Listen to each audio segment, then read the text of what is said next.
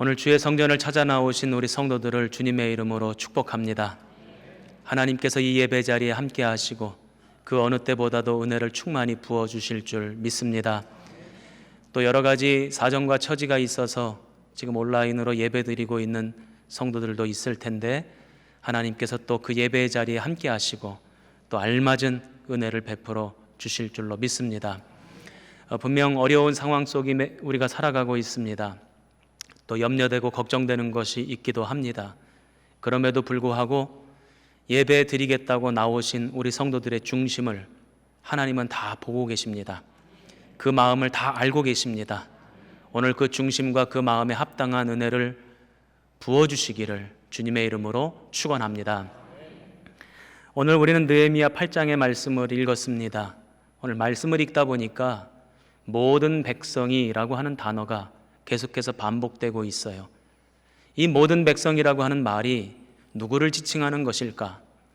먼저는 아마도 바벨론 포로로 끌려갔다가 주님의 은혜로 포로에서부터 해방되어져 귀환하여 예루살렘으로 하나님 곁으로 돌아온 이스라엘 백성들을 말하는 것일 것입니다. 그런데 이것을 영적으로 한번 풀어봤으면 좋겠습니다.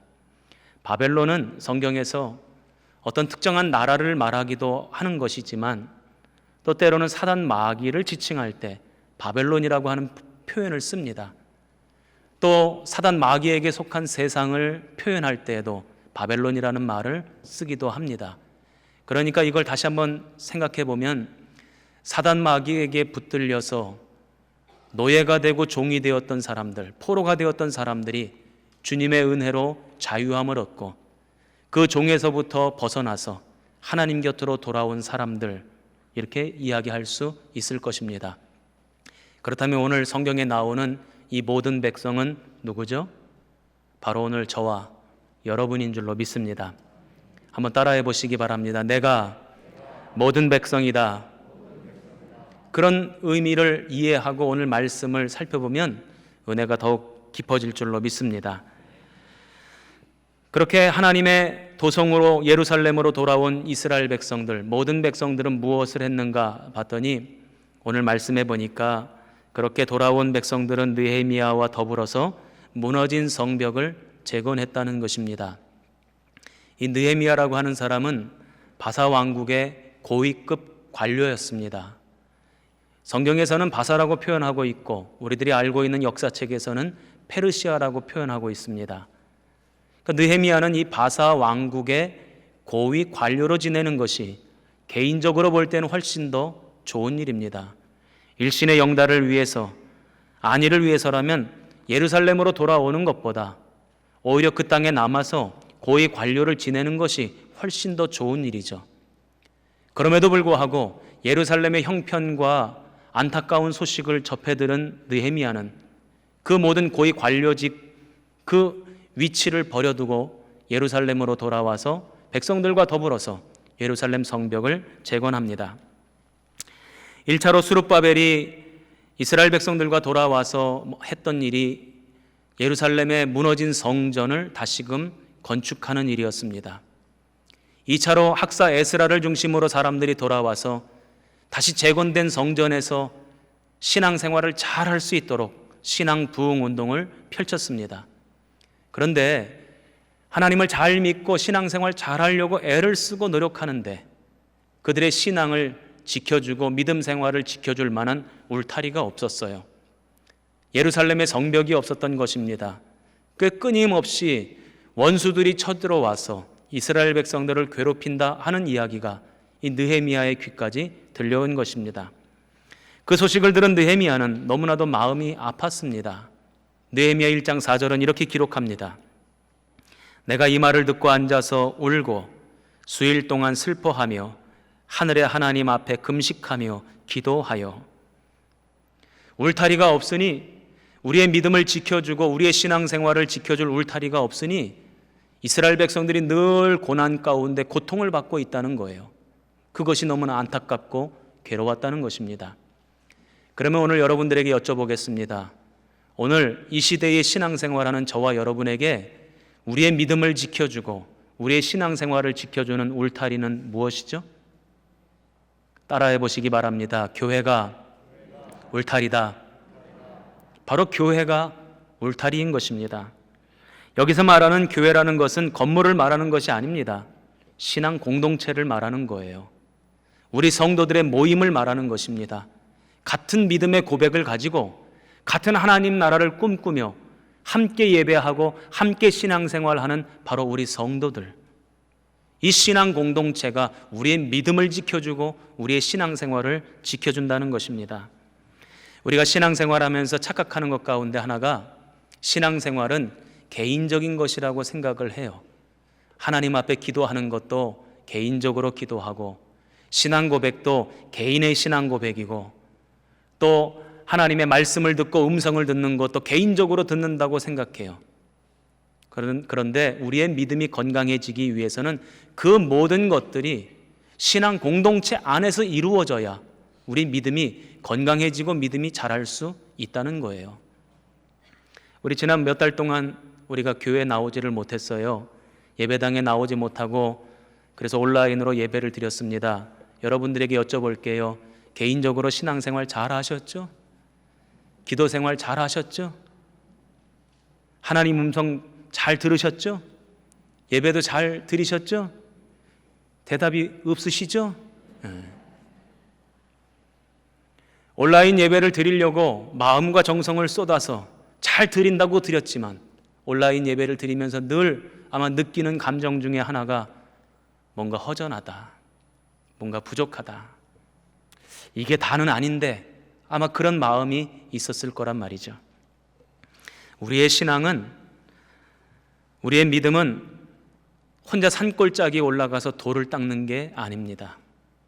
같은 믿음을 고백하는 성도들과 더불어서 공동체를 이루고 이 공동체 안에서 함께 예수 그리스도를 고백하고 함께 하나님 나라를 꿈꾸고 함께 봉사하고 함께 헌신하고 함께 전도하고 함께 아멘도 좀 하고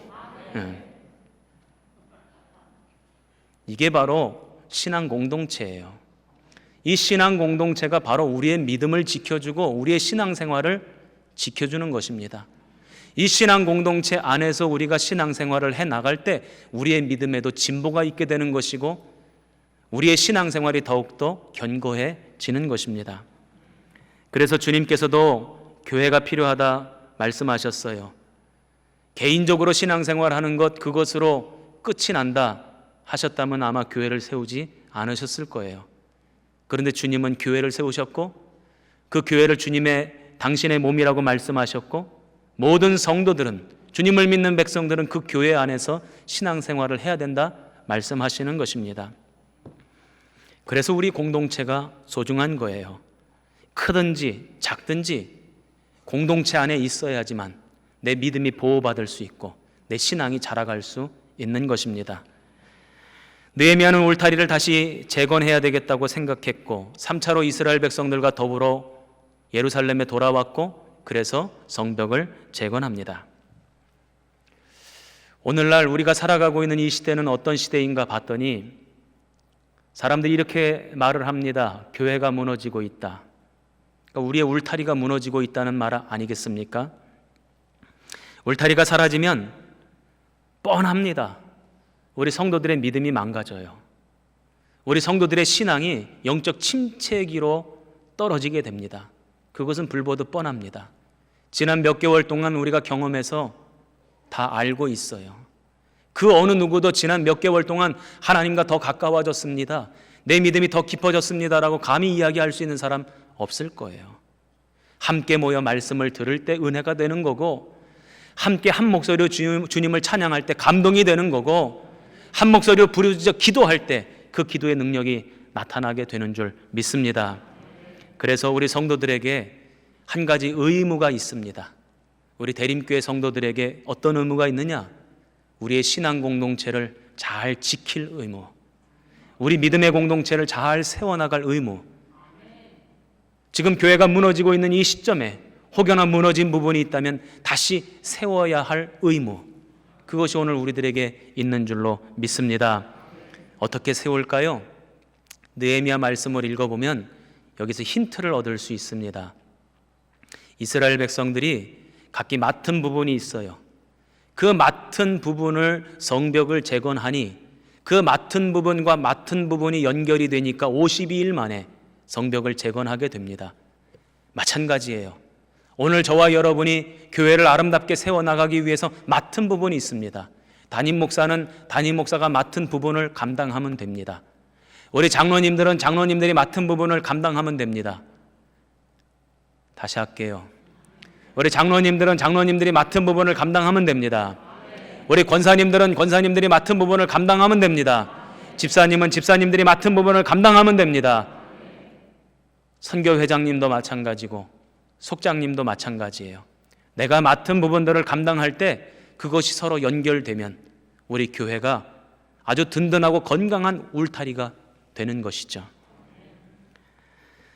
저는 우리 대림교회가 이 어려운 시기에 더욱 든든히 세워져 가기를 바라고, 이 믿음의 울타리, 신앙 공동체 울타리 때문에 우리 성도들의 믿음의 진보가 있기를 주님의 이름으로 축원합니다. 그렇게 52일 만에 무너진 성벽을 재건한 후에 이스라엘 백성들이 무엇을 했는가? 오늘 그 말씀을 좀 나누려고 해요. 먼저 첫 번째로 말씀을 살펴보니까 이렇게 돼 있어요. 1절 말씀입니다. 이스라엘 자손이 자기들의 성읍에 거주하였더니 7째 달에 이르러 모든 백성이 일제히 수문 앞 광장에 모였다. 백성들이 각기 자기들의 성읍에 거주했대요. 그러다가 모여라, 그러니까 일제히 모였다는 거예요. 하나님 앞에 예배드리기 위해서 일제히 수문 앞 광장에 모였대요. 우리 성도들도 마찬가지입니다. 6일 동안 여러분의 삶의 자리에서 살아가다가 하나님이 모여라 하는 날이 바로 오늘이에요. 그래서 일제히 모여서 우리가 하나님 앞에 예배드리는 것입니다. 6일 동안은 배우기도 하고 가르치기도 하고 일도 하고 장사도 하고 결혼도 하고 잔치도 하고 다 합니다. 그러다가 오늘 하나님이 거룩한 성일이라고 말씀하신 이날 모여라 하면 일제히 모이는 사람들, 바로 그 사람들이 하나님의 백성입니다. 오늘 저와 여러분인 줄로 믿습니다. 지금은 일제히 모이기가 어려운 시대예요. 그래서 오늘 예배당에 나오지 못하고 온라인으로 예배드리고 있는 성도들도 아마 있을 줄 압니다. 그러나 모이는 것이 맞아요. 모여서 예배드리는 것이 옳은 것입니다. 그것이 하나님의 뜻입니다. 세상에서는 뭐라고 그러냐면, 아니 코로나 바이러스 감염병이 이렇게 위중하고 이렇게 겁이 나고 두려운데 왜 자꾸 교인들은 자꾸 모이려고 그러냐고. 오늘 여러분들 왜 모이셨어요? 세상 사람들이 보면 다 욕할 일이라고요. 손가락질하고 비난할 일이라고. 그런데 우리는 모였단 말이에요. 왜 모였어요? 모이는 것이 우리의 정체성이기 때문에 그래요. 이 모이는 것부터가 우리의 예배가 되기 때문에 그렇습니다. 신약 성경에 보면 한국말로 교회라고 번역된 단어가 헬라어로는 여러 단어가 있어요. 그 가운데 에클레시아라고 하는 단어가 있고 바실레이아라고 하는 단어가 있고 오이코스라고 하는 단어가 있어요.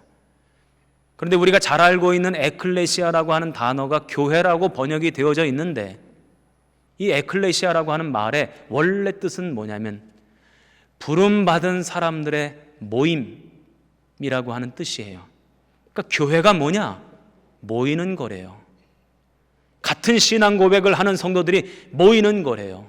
그리고는 은혜 받고 하나님의 능력을 힘입어 세상으로 흩어져서 복음을 전하는 사람들, 바로 그 사람들이 그리스도인들이고 바로 그게 교회라는 거예요. 이것이 바로 우리의 정체성입니다. 저는 우리 성도들이 이것을 기억하셨으면 좋겠어요. 모이는 것, 이것이 우리의 믿음이다. 모이는 것, 이것이 우리의 예배다. 그런데 오늘 말씀을 보면 한 가지 주의 깊게 살펴봐야 될 대목이 있습니다. 어디에 모였답니까? 성전 앞에 광장에 모이지 않고 수문 앞 광장에 모였대요. 이 수문이라고 하는 것은 아마 그 당시 예루살렘 성 바깥에 샘이 있었고 그 샘에서 물을 길어다가 사람들이 먹고 마시며 살았던 것 같습니다. 그 물을 길어서 성 안으로 들어올 때 통과하는 문이 있었는데 바로 그 문이 수문이었던 것 같아요. 영어 성경에는 워터게이트라고 되어 있어요.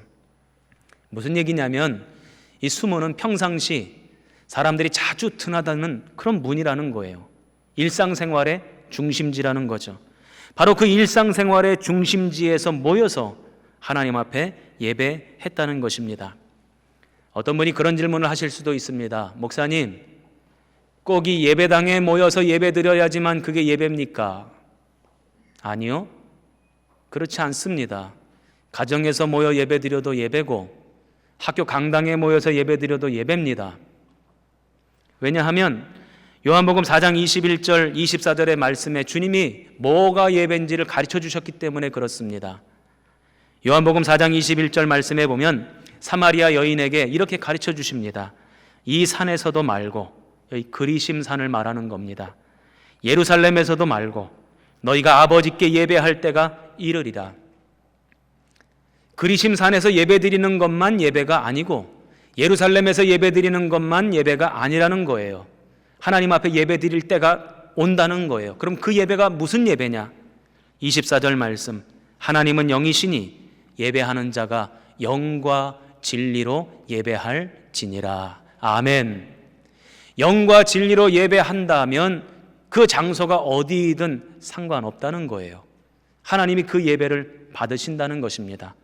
그러므로 우리 성도들이 학교에서 예배드려도 영과 진리로 예배드리면 하나님이 받으시는 줄로 믿습니다. 직장에서 예배드려도 영과 진리로 예배드리면 하나님이 그 예배를 받으시는 줄로 믿습니다. 어디든 예배를 받으신다는 거예요. 그래서 오늘 성전 앞에서 예배드린 게 아니고 수문 앞 광장에서 모여 예배드렸다는 것입니다. 그러면 반대로, 그러면 장소는 중요하지 않습니까? 이런 질문을 할 수도 있어요. 아니요. 그럼에도 불구하고 장소도 중요합니다. 우리가 주일을 성수한다고 표현을 하죠. 그러면 성수하는 것에 아주 중요한 내용 가운데 하나가 구별하는 겁니다. 그러니까 주일을 성수하는 것은 내가 무엇인가를 구별하는 거예요. 그 뭘 구별하느냐? 첫 번째로 시간을 구별하는 것입니다. 오늘 우리 성도들이 지금 나와서 예배를 드리잖아요. 만약에 예배를 드리지 않는다면 이 시간에 뭐 하시겠어요? 텔레비전을 보든지 놀러 가든지 잔치집 가든지 돈 벌러 가든지 그럴 수 있죠. 그러나 그 모든 것들을 하지 않고 나는 이 시간을 하나님 앞에 예배 드리는 시간으로 구별하여 드립니다. 이게 바로 주일을 성수하는 거예요. 두 번째로 물질을 구별합니다. 하나님이 나에게 허락하신 물질이 있어요.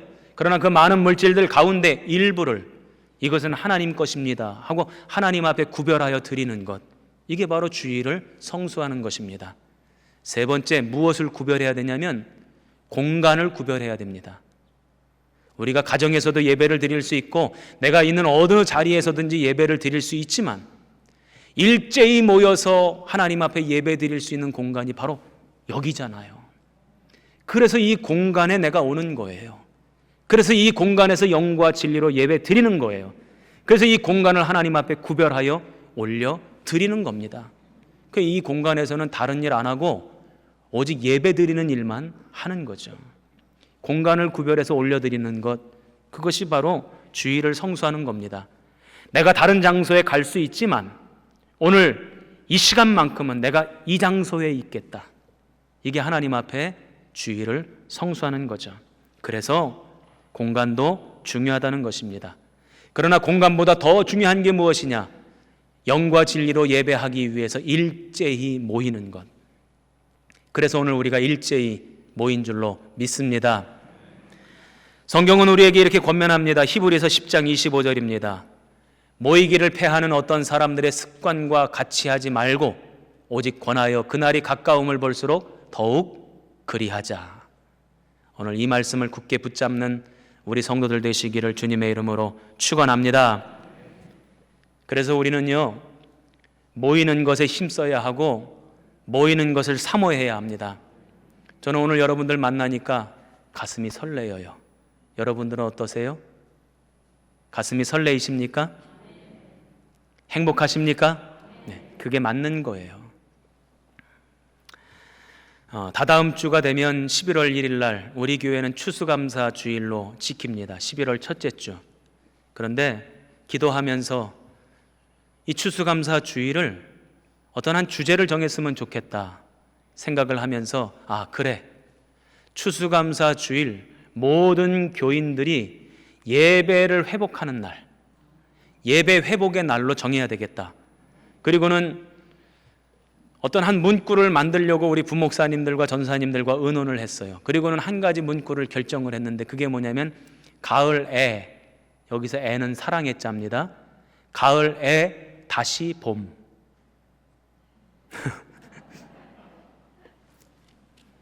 11월 1일 날은 뭐 하는 날이냐? 예배 회복의 날, 가을에 다시 봄. 여러분 꼭 기억하시고 11월 1일 날 일제히 모여라 했을 때 다 같이 모여서 하나님 앞에 감사하며 예배하는 저와 여러분 되시기를 주님의 이름으로 축복합니다. 두 번째로 모든 백성이 무엇을 했는가 봤더니 하나님 말씀에 귀를 기울였어요. 느헤미야 8장 2절입니다. 남자나 여자나 알아들을 만한 모든 사람 앞에 이르러 말씀을 전했대요. 느헤미야 8장 3절입니다. 남자나 여자나 알아들을 만한 모든 사람 앞에서. 이게 무슨 뜻이냐면 말씀을 전해줘도 잘 알아먹지 못하는 애기들, 꼬맹이들 제외하고 남자나 여자나 막론하고 모든 세대에게 하나님의 말씀을 전했다는 거예요. 그랬더니 그 모든 백성들이 귀 기울여 하나님의 말씀을 들었다는 것입니다. 근데 오늘날 이 말씀을 영적으로 해석하고 싶어요. 오늘 이 앞에 담임 목사가 말씀을 전하잖아요. 그런데 하나님의 말씀을 전하면 이 말씀이 우리 성도들의 마음속에 다 각인되고 새겨지고 다 말씀을 흡수하고 잘 받아 먹죠.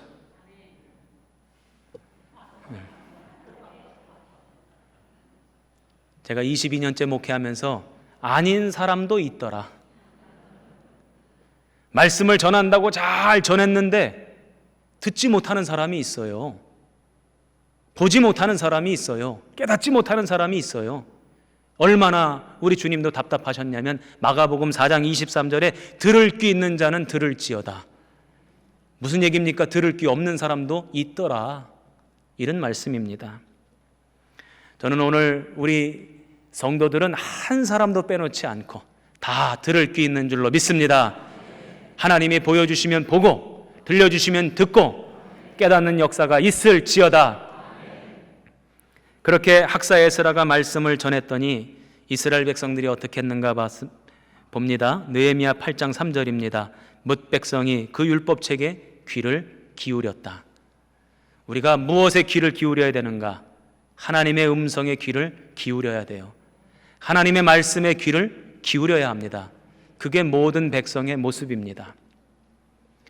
세상에 수없이 많은 얘기들이 들려오잖아요. 뉴스, 신문, 인터넷, 다른 사람들이 이야기해 주는 거, 그런 거 열심히 들으면 여러분들의 마음속에 소망이 생기죠? 희망이 막 움트죠? 아닌 것 같아요. 다른 사람들의 말 들어봐야 자꾸 절망밖에 생기는 게 없어요. 일부 예배가 끝났는데 어떤 권사님이 저를 찾아오셨어요. 코가 석자나 빠져서. 누가 그랬대. 당신한테 그랬대. 그렇게 신앙생활하면 구원 못 받은 거라고. 그러니까 이분이 정말 나 구원 못 받은 건가 하고 낙심이 돼가지고 오신 거예요. 그래서 제가 그 권사님한테 여쭤봤습니다. 권사님, 예수 그리스도를 믿으십니까? 예수 그리스도를 그리스도라고 구세주라고 권사님이 입술로 시인하십니까? 그랬더니 아멘 하세요. 그래서 제가 하나님의 말씀을 읽어드렸습니다. 로마서 10장 10절 사람이 마음으로 믿어 의에 이르고 입으로 시인하여 구원에 이르느니라. 사람들 얘기 듣지 말고 하나님 말씀 붙잡으라고. 입으로 시인하여 구원에 이른다고 되어 있지 않냐고. 지금 권사님이 입으로 시인하지 않으셨냐고. 그랬더니 저 그러면 구원받은 백성인가요? 그렇다고. 그랬더니 막 싱글벙글 하면서 가셨어요. 사람들 얘기 들어봐야 실망하고 낙심할 것밖에 없어요. 우리에게 소망이 되시고 우리에게 능력이 되시고 우리에게 권세가 되시는 것은 하나님 말씀밖에 없습니다. 그러므로 우리가 귀 기울여 들어야 될 것은 하나님의 말씀인 줄로 믿습니다. 혼란스러운 시대에 여러 가지 많은 이야기들이 들려올지라도 오직 하나님 말씀에만 귀 기울이는 우리 대림의 모든 백성들 되시기를 주님의 이름으로 축원합니다. 세 번째로 말씀을 들은 백성들이 다 일어섰다는 거예요. 학사 에스라가 특별히 지은 나무 강단에 서서 하나님의 말씀을 전했고 모든 백성이 그 말씀을 들었대요. 여기에 아주 놀라운 변화가 한 가지 보여집니다. 느헤미야 8장 이전에 하나님 앞에 예배드리는 방식은 딱 한 가지였어요. 짐승을 잡아 그 피를 뿌리고 그 살과 그 가죽을 제단 위에 올려놓고 불로 태워서 그 연기와 향기를 하나님 앞에 올려드리는 희생제사, 그 방법 하나밖에 없었습니다. 그런데 이스라엘 백성들이 바벨론 포로로 끌려갔다가 거기서는 예루살렘 성전이 없으니까 그런 예배를 드릴 수가 없는 거예요. 그래서 말씀 중심의 예배를 드리게 되었고 돌아와서도 지금 학사 에스라가 나무 강단에 서서 하나님의 말씀을 전하고 그 말씀을 듣는 예배가 이제 새롭게 시작되었다 하는 것입니다. 그 예배의 새로운 모습이 시작된 거죠. 바로 오늘 여기 있는 담임 목사도 지금 어디에 서 있어요? 나무 강단에 서 있어요. 하나님의 말씀을 전하고 우리 성도들이 하나님의 말씀을 듣는 예배가 지금 진행되고 있는 겁니다. 그렇게 말씀을 열심히 전했더니 느헤미야 8장 5절 보니까 모든 백성이 일어서니라. 감히 하나님의 거룩한 말씀, 생명의 말씀, 진리의 말씀을 앉아서 들을 수가 없었던 거죠. 그 이스라엘 백성들이 모두가 다 일어섰다는 거예요. 그런데 오늘 우리 대림교회 성도들은 앉아서 말씀을 잘 듣습니다. 우리 성도들도 말씀 듣고 일어서야 될 줄로 믿습니다.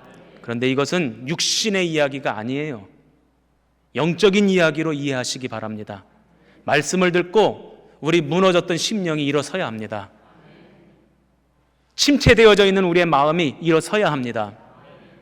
코로나 바이러스 때문에 또 교회를 중심으로 집단 감염이 일어나고 여러 가지 사건들 때문에 세상에서 곱지 않은 시선으로 교회를 바라봐요. 그리고는 교인들이 모여서 예배 드린다 그러면 막 난리가 납니다. 얼마 전에는 어떤 카페에서 이렇게 몇 사람이 모여서 대화를 나누는데 뭐 집사님, 권사님 그랬나 봐요.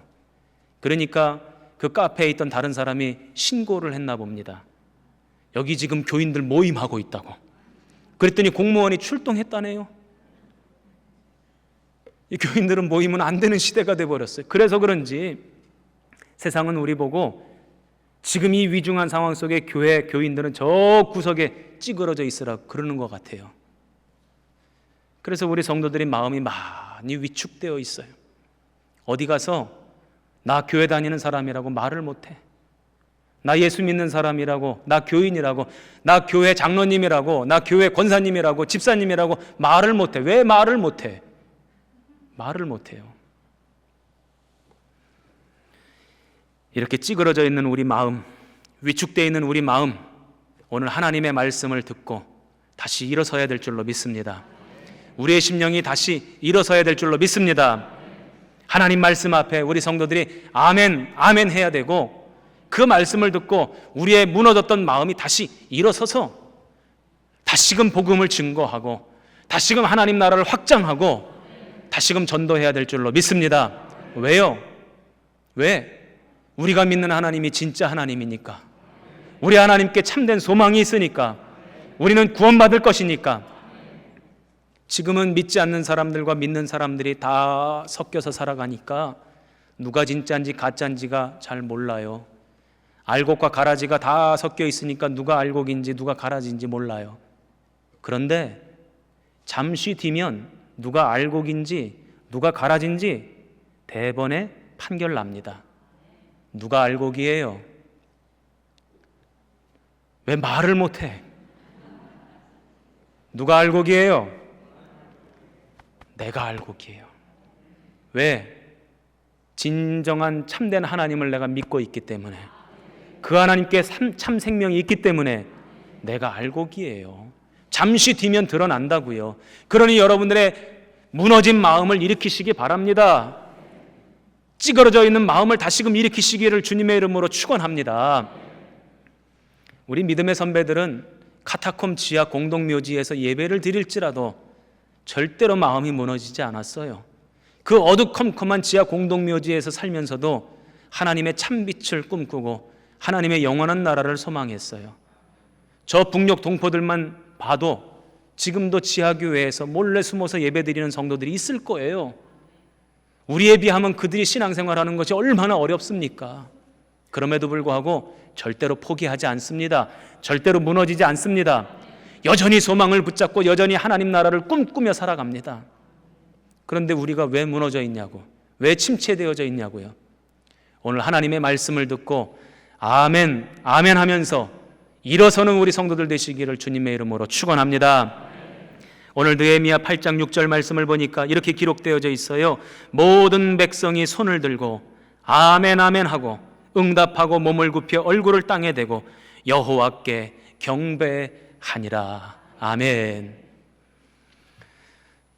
제가 우리 성도들 오래간만에 보니까 마음이 너무 흥분이 돼가지고 너무 좋아서 이 장면을 꿈꾸면서 저와 함께 말씀을 듣고 손을 들어 아멘 아멘 하고 하나님 앞에 경배하는 우리 모든 성도들, 모든 백성들 다 되시기를 주님의 이름으로 축원합니다.